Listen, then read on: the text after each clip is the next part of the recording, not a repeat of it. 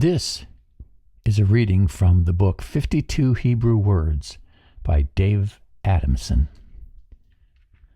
Today's Hebrew word of the day is law or Torah. One of my favorite Jewish authors and theologians, Abraham Joshua Herschel, once wrote that reading scriptures like wild grass growing in a field. Herschel wrote, "The Bible is a seed, God is a sun, and we are the soil."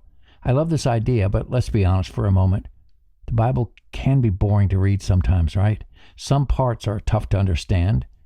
It can be hard to follow, especially some of the genealogies, and some of it seems irrelevant to our modern world. I'm sure we all want to be good soil for the seed to grow in, but the Bible describes itself as a law of God, and who wants to read a law book? The Hebrew word for law is Torah. And this word is often used in the Bible to describe God's word. The Bible is God's law, showing us the best way to live. It's His way of helping you to have fewer regrets in life, keeping you from things He knows will ultimately harm you. Now, it sounds hard to follow a law book, am I right? Instead, think of the scriptures as God's guide to living a better life given to you out of His love. Here's my question to you. Are you spending enough time with the sun, even the tough parts, for the seed to take root in the soil of your life?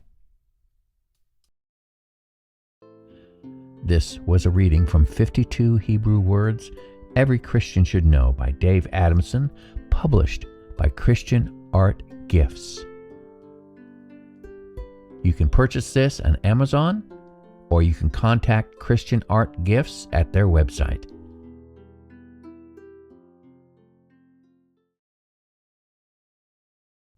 Greetings and salutations.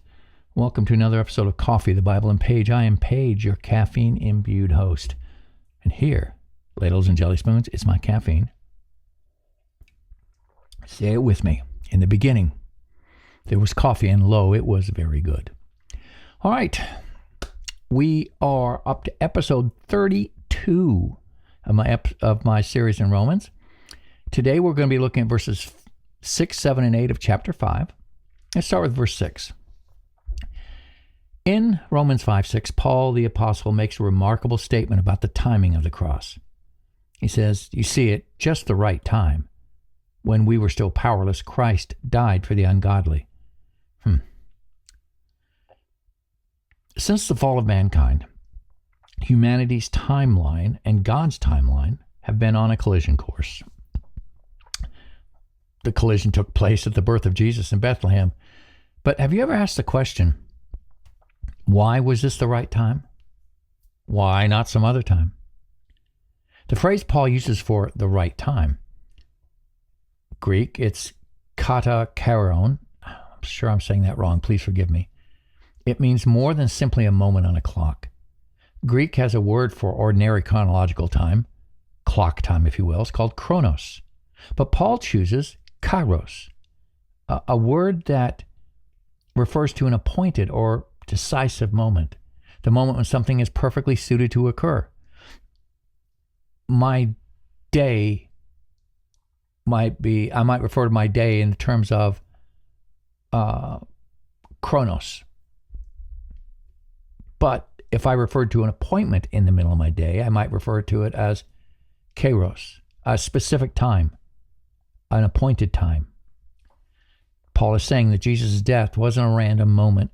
It wasn't just God throwing darts at the cosmological dartboard. No, it happened at the precise moment of history for which it had been intended. So why was that moment the right time? Well, there's a theological reason. Paul has been discussing that in previous chapters of this letter. First, humanity had already proven its powerlessness. Just before this statement, Paul describes the human condition in stark terms. We were powerless. We were ungodly. By the time Christ came into the world, human history had already run the experiment.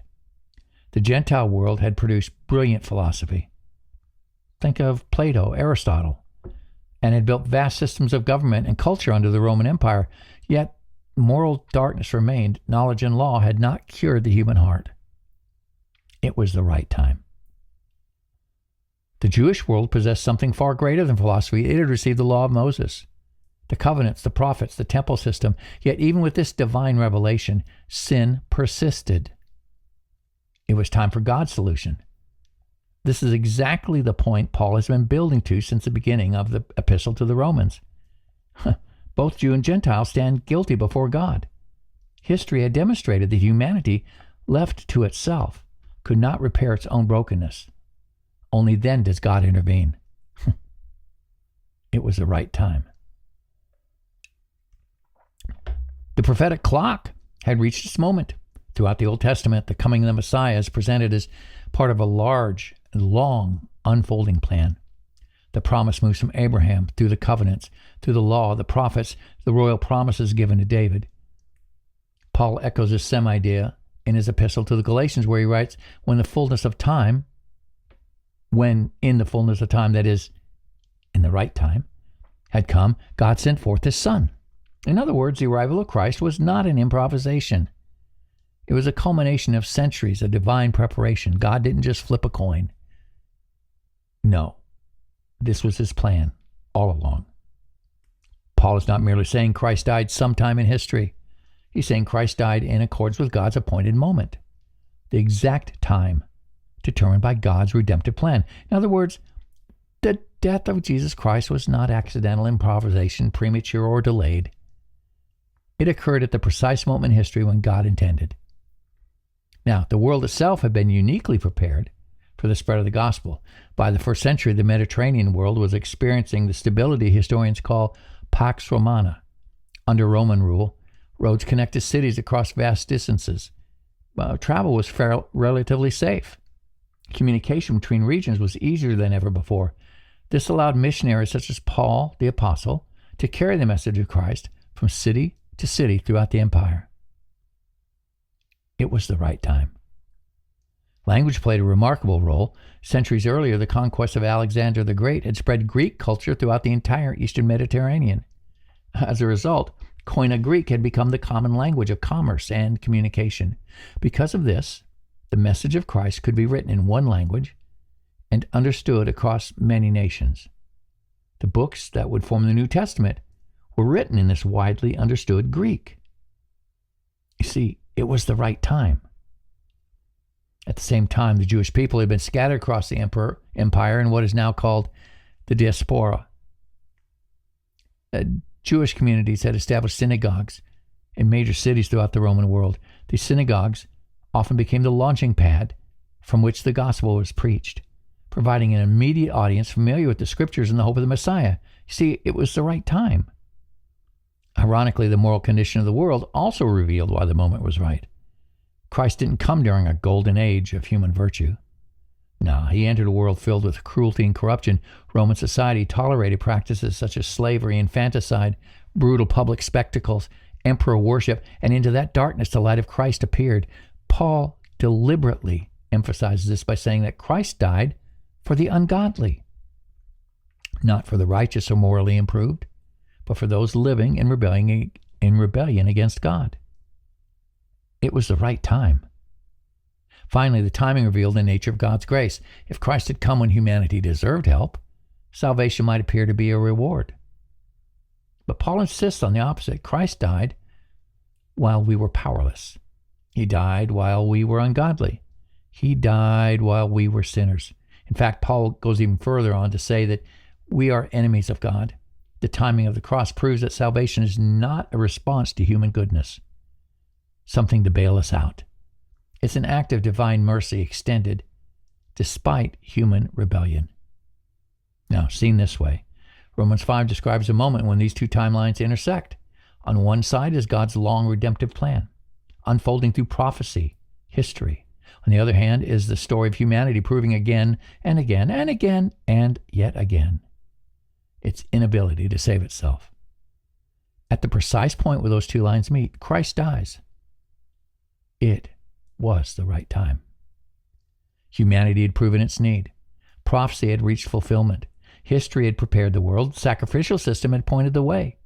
And God's grace would now be unmistakable. At that appointed moment, Christ died for the ungodly.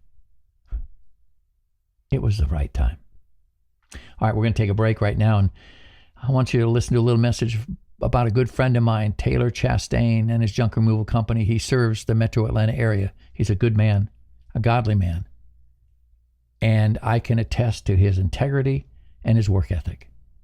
So give this a listen, and when we come back, we'll continue on with verses 7 and 8. This podcast is sponsored by Up and Away Junk Hauling, a Christian-owned and operated junk removal service serving the Atlanta area. They offer white-collar service in a blue-collar industry, fair prices, and no-cost estimates, with a commitment to donate and recycle whenever possible. Book online at upandawayjunk.com or call 404-909-4183. Ask for Taylor. He's the owner and a friend of mine. Up and Away Junk Hauling, helping lighten your load. And now let's return to Romans with Paige, our host. All right, let's get back at it. Still have my coffee, and it's still good. Verses 7 and 8, chapter 5. This was a passage that used to confuse me, and I think I've got a better handle on it now. Paul writes, very rarely will anyone die for a righteous... Now, before I get to that, remember, we just got talking about how at just the right time, Christ died for us. Now, Paul is going to compare Christ's motivation to ours, maybe. Maybe that's the way of looking at it. But let's read what he says. Verse 7, very rarely will anyone die for a righteous person. Though for a good person, someone might possibly dare to die. But God demonstrates his own love for us in this: while we were still sinners, Christ died for us. Now, Paul is not merely saying Christ died for people who occasionally do bad things. In the argument of the epistle to the Romans, sinners describes something far deeper about the human condition. In verses 7 through 8, Paul is contrasting ordinary human love with the shocking love of God. He begins by observing how people normally think about sacrifice. He says, very rarely will anyone die for a righteous person. Well, for a good person, someone might possibly dare to die. Paul is appealing to common human experience. Sacrificial love does exist in the world, but it's rare and it is selective. A person might give their life for someone they deeply admire, a heroic leader, a beloved friend, a family member, or someone whose goodness has earned loyalty and devotion. Even then, such sacrifice is unusual. Most people will risk their lives only for those that they believe are worthy of such devotion. I'm not going to lie. Puzzling my way through this verse has been a chore for me. Just who is this righteous person, and who is this good person? What makes it rare that someone would die for a righteous one, and why is it more possible that a good person might be someone that you would die for? Paul's wording suggests a subtle distinction. A righteous person may be morally upright, someone who lives by the rules, does what's right. That doesn't mean that they're lovable. They may be respectable without being deeply loved. A good person, however, is someone whose goodness inspires affection. Such a person may be generous, compassionate, kind, deeply loved by others. For someone like that, Paul says, a person might possibly dare to die. This may be a poor example, I don't know. But one example might be that I would sacrifice my life for my wife, whose nature and goodness inspires me and would inspire me to offer my life in place of hers. I would die for her because I love her. Whereas I wouldn't be so inspired to offer my life for a local politician whose work benefits my community, is involved in good things and like charities, and all appearances he's good and upright. But I'm not sure I would so easily offer my life for someone like that. I'm still thinking on it, but that's kind of where I'm at the moment. But this is the highest level of human love that Paul can imagine, sacrificing for someone worthy of admiration and affection. Then Paul takes this idea and turns it upside down. He says, but, or in other words, in contrast to what we just read, God demonstrates his own love for us in this: while we were still sinners, Christ died for us. The force of Paul's statement depends entirely on what the word sinners means, or what he meant by it. Paul isn't talking about people who simply make mistakes or occasionally do wrong things. Throughout the epistle to the Romans, the word hamartolai describes people whose entire condition is shaped by sin. Earlier in the letter, Paul has already made several sweeping statements about humanity. All have sinned. There's no one righteous. Human suppresses the truth about God. In Paul's theology, sin is not merely a collection of bad actions. It's a dominating power that holds humanity captive. People are not merely people who sometimes sin. They are people living under the rule and dominion of sin. Later in Romans, Paul will even describe sin as a tyrant, a master ruling over humanity. In that sense, sinners are slaves to sin, bound to a power they cannot break free from on their own. This condition affects every dimension of the human relationship with God. First, sinners are spiritually dead. They may be physically alive and intellectually active, but they're cut off from the life of God. Their relationship with their Creator is broken. Would you for a moment consider what it means to be dead? Dead things don't respond to live things. They're dead. You can ask a dead person all day long any question you want, they won't answer. They're dead. Christ died for us even though we could not, in fact, would not ask him for entrance to his kingdom. We were dead to God. The primary difference between Paul's assertion earlier that someone might die for someone else and now Christ died for us is simply this. In verse 7, Paul is describing the conditions under which someone might die for someone is based on a relationship. You might die for a good person, rarely for a righteous one. Of course I would die for my wife. I have a relationship with her. I love her. But in verse 8, he says Christ died for us even though there was no relationship, while we were still sinners. There's no relationship between us and God, and yet he still died for us. Sinners are hostile towards God. A few verses later, in 5:10, we're going to see that Paul describes humanity as enemies of God. The hostility doesn't always appear as open rebellion. Sometimes it appears as indifference, pride, self-sufficiency, passive-aggressive behavior. But at its root, sin places humanity in opposition to God's authority. Seen in this light, Paul's statement becomes astonishing. Even though we're enemies of God, even though we had no relationship with him, nor did we even want one, even through all that, Christ died for us. We weren't righteous. We weren't good. But God demonstrated his love to us in this: while we were still sinners, Christ died for us. This is the heart of Paul's argument here. Human beings might sacrifice for themselves for someone worthy of admiration. But God's love moves in the opposite direction. God acts for those who are not worthy at all. That's why Paul says God demonstrates his love. The cross isn't merely an act of mercy. It's a public display of divine love. It reveals what God's love is truly like. Human love often responds to worthiness. God's love creates worth where none existed. The death of Jesus Christ shows that God did not wait for humanity to become lovable. No. He loved us first. He acted first. He intervened while humanity was trapped in sin, unable and even unwilling to seek God's help. You see, if Christ had died for the righteous, salvation might appear earned. If Christ had died for the morally improving, salvation might appear deserved. But no, Christ died for sinners, which means salvation is not a reward for goodness. It is the rescue of the helpless. That's a good place to stop. I'm Paige. Here's my coffee. God's blessings to you and yours. I'm out of here. Bye-bye. Head over to www.coffeebiblepage.com and find links to all the podcast episodes I have done since 2021. I think you will like what you find.